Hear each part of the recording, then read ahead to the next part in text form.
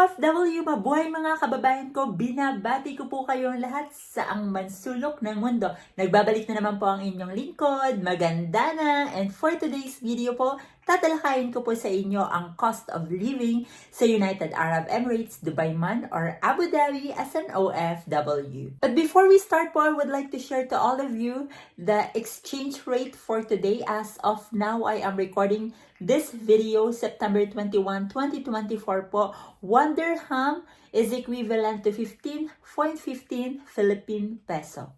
Without further ado, let's get started. Ito po yung breakdown ng mga binabayaran. So, meron po tayong accommodation, bills, insurance, grocery, transportation, phone bill. Sa abot po ng aking makakaya, iisa-isahin ko pong ipaliwanag ang mga naka-breakdown na yan. At para rin po ma-share sa ating mga kababayan na naghahanap ng ganitong impormasyon. Unahin po muna natin ang accommodation, ang pangungupahan o pagre-rent ng house. So, binreakdown ko po dito yung mga paupahan sa United Arab Emirates, Dubai man, or Abu Dhabi. So, meron po tayo ditong building or villa. Yung building po, most commonly po siya sa Dubai. And yung villa naman po, karamihan po niyan, Abu Dhabi, Al Ain, yan. Building din po, karamihan po niyan, Sharjah. Pero most commonly po talagang marami siya sa Dubai.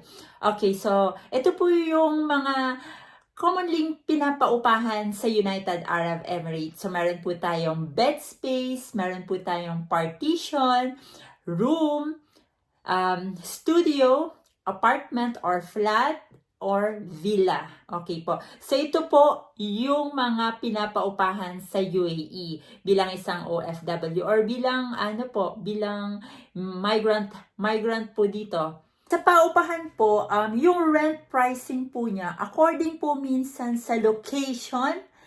What I mean by location po is kung malapit po sa city center, sa downtown, sa metro station, sa pharmacy or sa supermarket. Kung malapit po siya sa lahat, minsan po, dun po nagdedepende yung price. At minsan din po, nakadepende po siya sa building, kung luma or bago pa yung building. And sometimes din po, nakadepende rin po yung price niya, hindi ko po nilalahat, kung gaano po kalaki yung room or yung partition. For example, yung hati ng partition nyo po medyo malaki, so dun po didepende yung price. Yung iba pong mga nagpapaupa, all-in na po. What I mean by all-in po is, nandun na lahat, wala na po kayong babayaran. For example po, I'll give you an example. Nangungupahan po kayo as bed space. At meron kayong monthly payment na 700. So, pag sinabi po ng may-ari na yung 700 sa bed space is all-in na, ibig sabihin po nun, wala na po kayong babayaran pa aside from 700 na yon every month.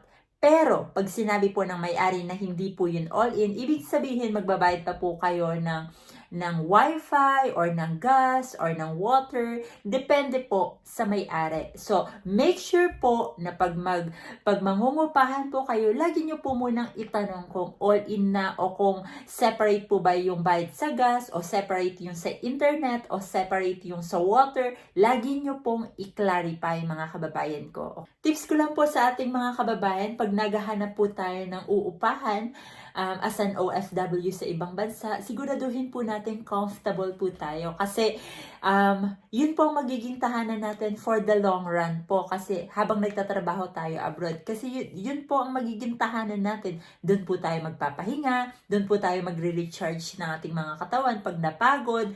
Doon rin po tayo magre-refresh ng ating mga utak.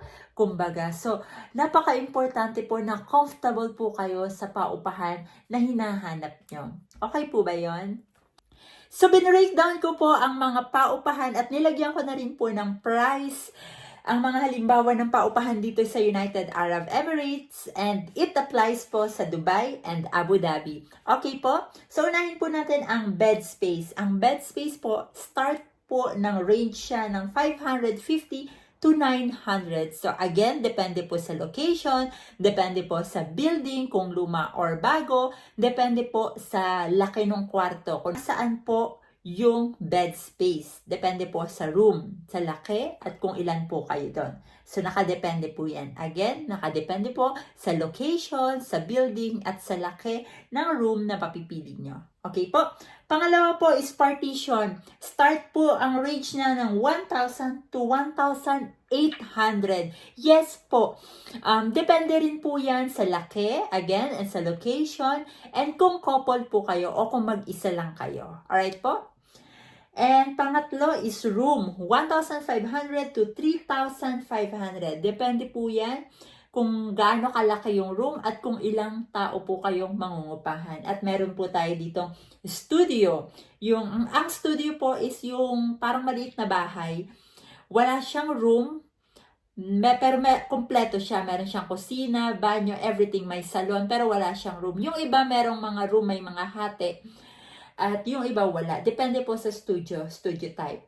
Okay, may apartment po. Ang apartment o yung tinatawag nila ditong flat, nagkakahalaga po siya around 48,000 per year. Yan po ang price niya dito sa UAE.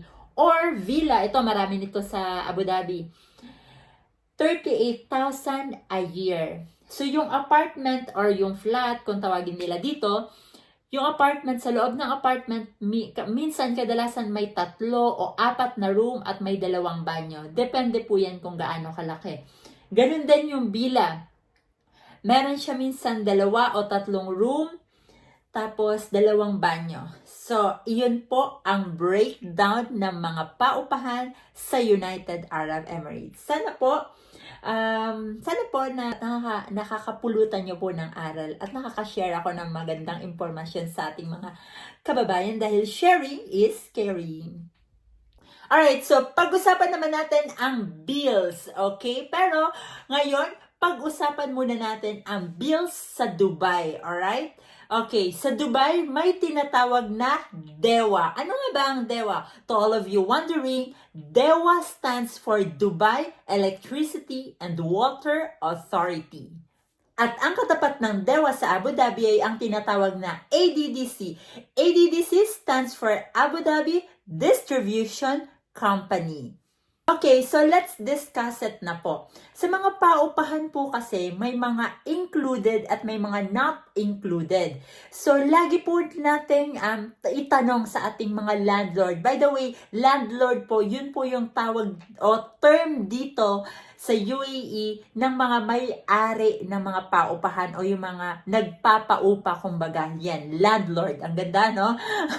So, pag nangungupa, pag maghahanap po kayo ng paupahan o mangungupahan po kayo, make sure po na lagi nyo po itanong muna kung included na ang water bill, ang kuryente, ang gas, at ang wifi. Syempre po, pagkain hindi yan included. Kanya-kanya po tayo ng pagkain. Yun po ang mga advice ko po sa inyo. Bago po kayo mangupahan, make sure po na clear yung mga ganong terms. Kung ano po yung included at ano po yung not included. Okay po? Clear po ba yun? So, yung ADDC po and yung DEWA, yan po yung mga company na naniningil ng tubig at ng kuryente at ng gas. Okay po? So, sa Dubai, DEWA ang tawag at sa Abu Dhabi naman po ay ADDC. Clear po ba yun? And next po, let's talk about transportation. Ano nga ba ang mga mode of transportation dito sa United Arab Emirates, Dubai man or Abu Dhabi? So dito, meron tayong metro station, which is train. Meron tayong bus, public bus. Meron tayong Uber. Meron tayong taxi. May tinatawag na Careem. Parang Uber siya, pero iba ang brand, Careem. Meron din po tayong tinatawag na car lift. Sa past video ko po, na-discuss ko kung ano yung car lift. So, sa usapang transportation, para maka-avail po kayo ng mga public transportation, kailangan nyo pong kumuha ng tinatawag na NOL card. Okay po. Pag kayo po ay nasa Dubai, kailangan nyo po munang makakuha ng NOL card. Pwede po itong bilhin sa mga vending machine or sa metro station sa metro station mismo sa may receptionist. Okay po? At kung kayo naman po ay nasa Abu Dhabi, ang tawag po sa bus card ng Abu Dhabi ay Hafilat. Okay po? Clear po ba yon? Okay, pag-usapan po muna natin yung null card ng Dubai. Okay, yung null card po, pwede nyo po siyang i-charge ng minimum of 50 dirhams. And meron pong ino-offer minsan na 250 dirhams, unlimited na po yun. At paalala ko lang po, alamin nyo po kung saan po kayong zona magtatrabaho. Kasi po yung mga unlimited minsan, may mga restricted zone din po siya. Okay po? So, ang unlimited po, ang price range niya ay 250 dirhams. Okay. So, pag-usapan naman natin yung card ng Abu Dhabi, kung sa Abu Dhabi naman po kayo maa-assign. Sa Hafilat, may unlimited po siya for 1 week, which is 30 dirhams. Okay po? At kahit anong zone na po yon, unlimited na po yon. And pag 1 month naman po, 80 dirhams, unlimited na po yan, kahit anong zone. Di po ba? Mas mura yung Abu Dhabi. Okay, next po, pag-usapan natin ang grocery, yung food. Napaka-importante po ng food kasi sila po yung nagbibigay ng kalakasan ng ating pangangatawan para po tayo ay makapagtrabaho. So, sa food allowance naman po, ako personally po, nag-a-allowance po ako ng 350 dirhams. Good for 1 month na po yun. At kasama na rin po yung mga toiletries doon, katulad ng mga sabon, shampoo, conditioner, and everything. And yung mga condiments, kasi po, yung mga condiments naman, for example, yung mga asin, paminta, parang ano lang naman parang once and 2 months ka bibili niyan Tapos after nun, matitipid mo na. Yung mga sibuyas, katulad ng mga ganon, bibili ka niyan mga after 2 weeks na. Depende yan sa pagluluto. Kung ako po ang tatanungin, depende po yan sa isang OFW. Kung gaano kalakas kumain, kung gaano kadalas magluto, at kung ano po yung niluluto. Pero ako po, i-share ko lang po sa inyo personally na ang allowance ko po for 1 month is 350 dirhams. Kasama na din yung bigas, yung mga condiments, yung mga milk, ganun po. So, yun po. Dito naman po, dalawang klase ng pamilihin Sobrang mahal at sobrang mura. So, nakadepende na po talaga yan sa isang OFW kung ano po yung pipiliin nila. Ako naman po kasi hindi naman po ako mapili sa pagkain. Make sure ko lang po na fresh po at okay naman yung quality na mabibili ko. So, yun po. I think po sa pagkain, nakadepende po yan sa OFW talaga Okay, next po, insurance. Okay, dito po sa UAE, marami pong insurance company and most commonly po ng mga migrant worker dito, ang employer po ang nagbabayad ng kanilang insurance. At siguro meron pong mga ibang OFW dito na hindi sagot ang insurance company. Pero very rare lang po yun kasi isa po sa mga ini-implement ng law ng United Arab Emirates na once na meron silang employee, obligatory silang magbayad ng insurance ng kanilang empleyado. Okay po?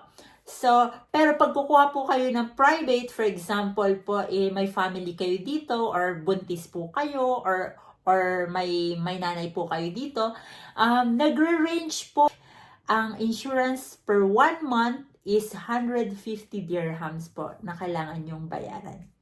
Okay po? Nagre-range po siya for about 50 dirhams for 1 month. Kailangan nyo po siyang bayaran. Okay po? Clear po ba yun? Alright, pag-usapan naman po natin ang phone bill. So, may dalawa lang pong internet provider ang bansang United Arab Emirates at yun ay ang Etisalat at Du. Alright po? So, depende po kung anong company ang mapipili niyong internet provider. So, ako personally po, Du ang ginagamit ko. May mga package naman po silang ino-offer na plan, ng mga internet, mga data, mga calls, international o local. So, ang pinakamababa po na internet o phone bill or internet bill is nasa 50. At depende po yan sa package o sa offer na mapipili nyo. Clear po ba yan? Okay, gumawa ko dito ng breakdown ng isang bayarin ng isang OFW. For example, na nakatira siya sa isang bed space. Okay, for example, bed space is 900, tapos yung bills niya ay separate katulad ng gas or electricity or water. Let's say 20. Okay, transportation, 250.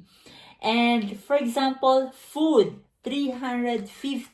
And phone bill, 50 dirhams. So, a total of 1,570. Okay, so imagine, ayan po ang cost of living ng isang OFW na nakatira lang sa bed space. Imagine po, what more po kung nakatira ka sa partition or sa room, tapos mag-isa ka lang. So, kailangan po yung sahod mo niyan medyo malaki at medyo, kung hindi naman po, kailangan po natin mag-type para mas magtipid po. Hindi pa po kasali dyan yung mga extra. What I mean by extra is for example, gala, shopping, may gusto kang bilhin na para sa sarili mo. Alam nyo yun? So ito po, nilalahad ko po yung realidad ng cost of living ng isang OFW dito sa United Arab Emirates. To be honest po, dito naman po may dalawang klase ng bilihin.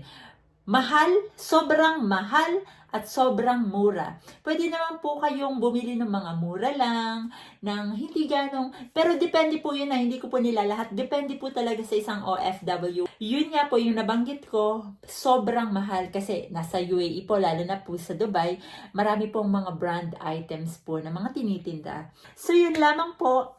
So yan po ang example ng isang cost of living kung ikaw po ay isang OFW sa United Arab Emirates. Maraming salamat po sa inyong pagtangkilik mga kababayan ko at mga OFW. Sana po may napulot po kayong aral o impormasyon kahit kaunti lamang. Again, ako pa rin po ang inyong lingkod Magandana, and please follow me for more, subscribe, like, and share na rin po sa inyong mga kaibigan, family, relatives, o mga kakilala na naghahanap ng ganitong impormasyon. Para naman po sa ganun ay makatulong po tayo dahil sharing is caring. Sa susunod na video po ulit, paalam!